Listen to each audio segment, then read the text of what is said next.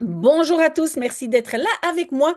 Et aujourd'hui, je vais vous parler du C1D parce que la circulaire du ministère vient de sortir. Et je sais que vous stressez, que vous soyez élève ou parent. Je vais agrandir un tout petit peu, mais donc le document que vous voyez ici, hein, c'est un document dans lequel on avait déjà travaillé l'année passée. Mais donc le lien est ici en dessous.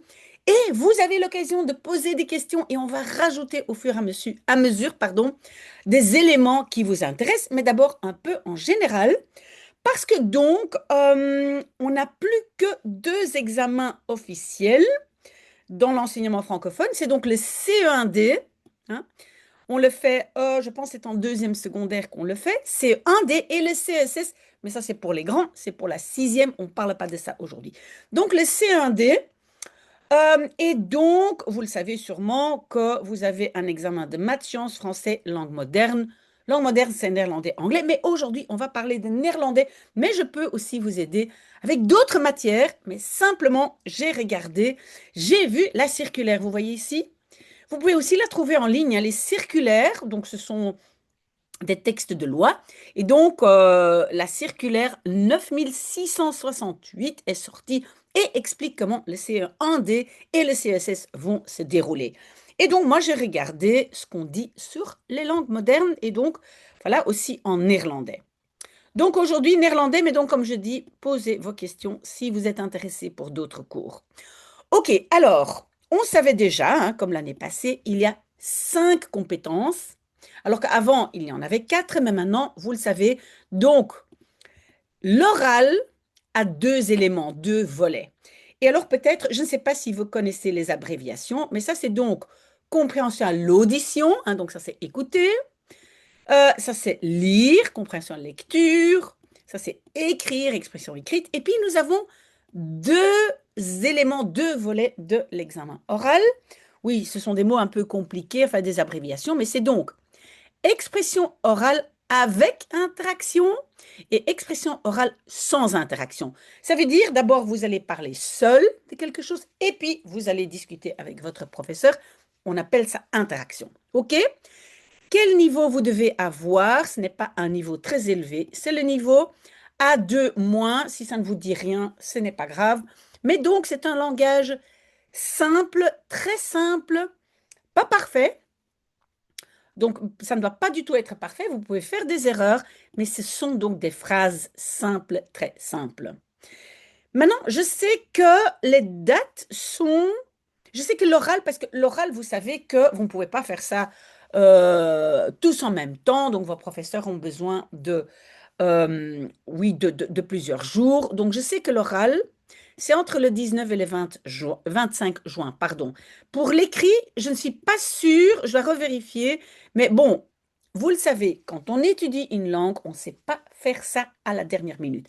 C'est pour ça que je commence déjà, parce que vous devez faire 10 minutes par jour. Pas beaucoup, mais un tout petit peu tous les jours, n'est-ce pas? N'oubliez pas ça, une langue, simplement faire ça à la fin, ce n'est vraiment pas possible. Ok, très bien. Alors, comment va se passer l'oral? Vous aurez 10 minutes de préparation et on va vous donner une fiche. Et si vous avez déjà regardé sur ma chaîne YouTube, vous avez vu, on a déjà fait plein de vidéos. Si vous ne les trouvez pas, demandez-moi. Mais donc, où je montre les fiches et où vous devez dire quelque chose et parler. Donc, vous avez 10 minutes de préparation et puis vous allez passer 5 minutes devant le professeur. Je pense, mais ça, je n'ai pas trouvé dans la circulaire, que vous parlez sûrement 2 minutes seul, hein, de votre sujet. Imaginons que ben, le sujet, ce sont toujours des choses, on va dire, tout ce qui vous entoure, hein. L'école, vos parents, les hobbies, faire une fête, enfin, etc., les scouts, etc. Et donc, vous avez un sujet, vous allez devoir parler pendant 2 minutes et vous avez vraiment quand même une fiche qui vous donne des éléments très, très précis, hein. Dites-moi si vous ne trouvez pas mes vidéos.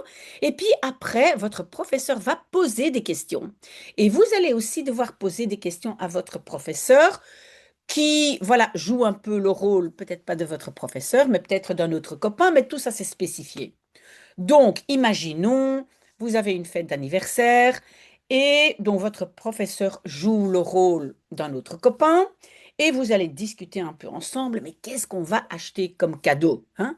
Et donc, il y aura bien marqué, posez à votre copain ou interlocuteur s'il a des idées pour des cadeaux, etc., etc.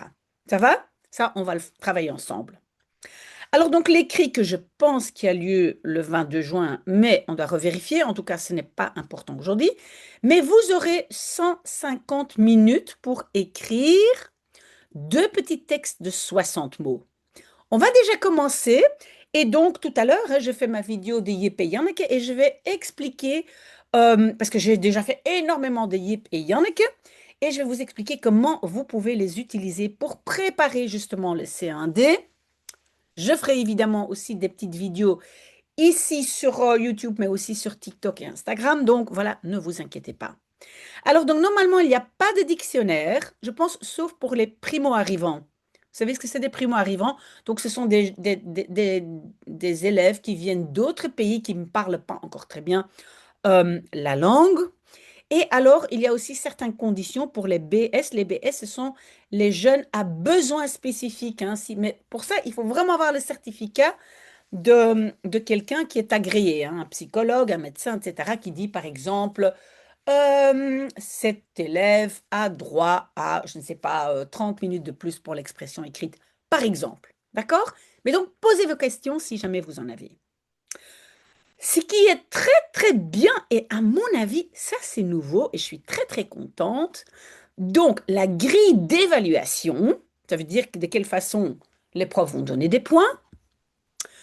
Pour l'expression orale, donc les deux oraux ensemble, on va utiliser la même grille que l'année passée, mais ça compte pour 30%. Moi, je pense, je suis pas sûre, mais je pense que avant c'était 25, 25, 25, 25. Mais plus maintenant, c'est 30, 20, 30, 20. Je vais vous expliquer. Donc, qu'est-ce qui vaut le plus de points?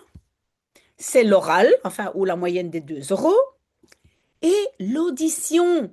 Et je suis tout à fait d'accord parce que pour moi, ce sont les deux compétences qui sont le plus importantes pour plus tard. Donc, il faut apprendre à écouter et puis apprendre à parler. Et je vous explique tout de suite après quand je fais l'histoire de Yépéyanque, pardon. Alors, il y a aussi l'expression écrite, hein, on en a déjà parlé ici, hein, vous devez écrire deux petits textes. Mais donc, l'expression écrite, c'est la même grille d'évaluation. Si vous voulez que je vous la donne, je vais la rechercher, vous posez vos questions. Mais heureusement, les grilles ne comptent que pour 20% des points, donc 20 sur 100.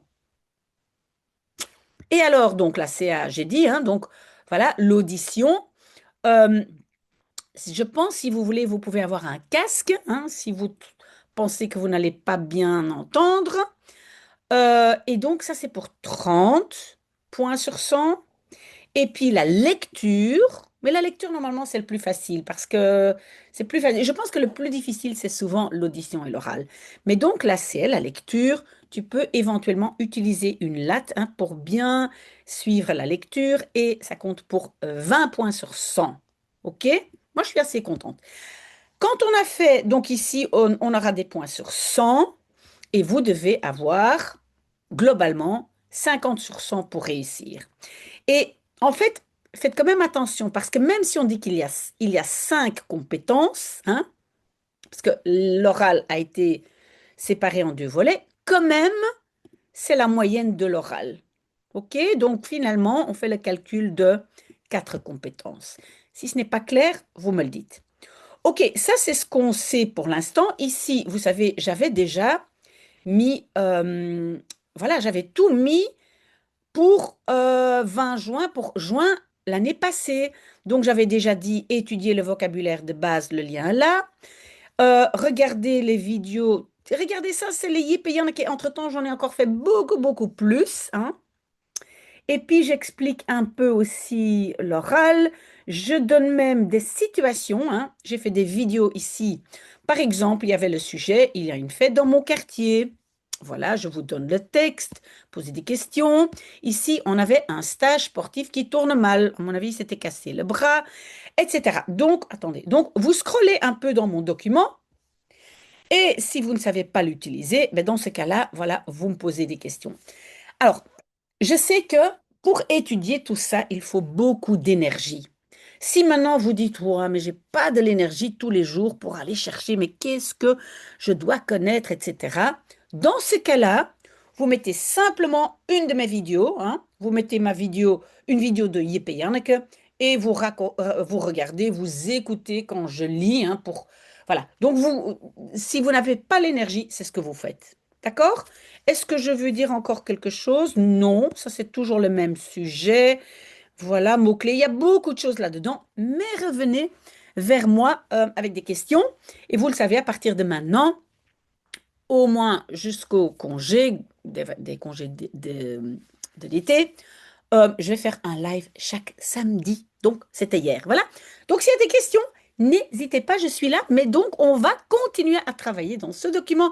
Les parents aussi, hein, posez vos questions, les parents, les élèves, tout le monde. Voilà, à très très bientôt. Au revoir.